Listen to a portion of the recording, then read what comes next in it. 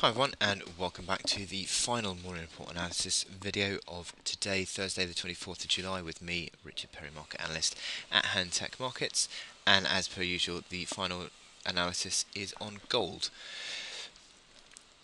The gold chart has drifted back again. It's now back below that 1300 mark, and it is again testing this 144-day moving average as we speak. It's being tested.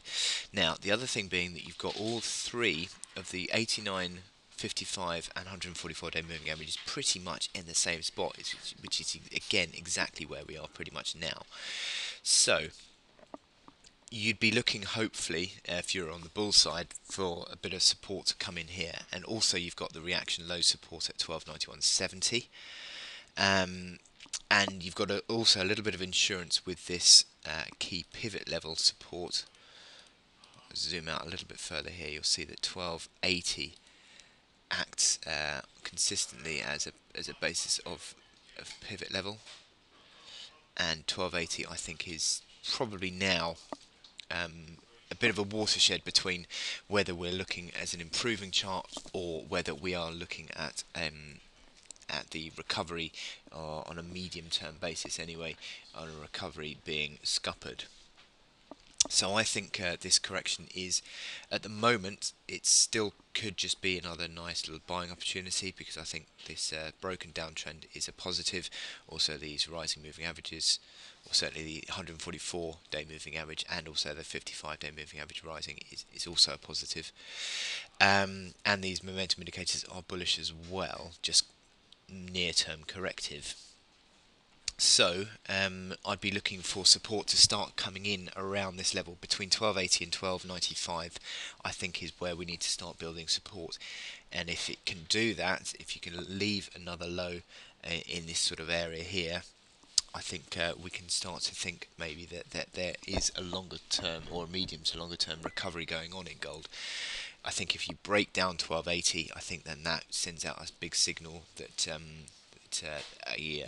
the recovery is not going to happen yet, and certainly the near to medium term would be looking at probably a move back towards that 1240 mark if you broke 1280.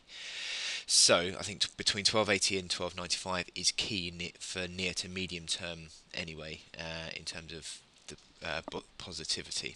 So what we're seeing at the moment is a threat of this test at the a threat of this support at the moment, and that has basically been happening because the geopolitical tensions have just calmed down a little bit in the last couple of days, and investors are sort of unwinding a bit of that war premium that has been added into the gold price. But at some stage, I think that war premium would have been removed, and people can then start to get a gauge of exactly where the natural support for gold is.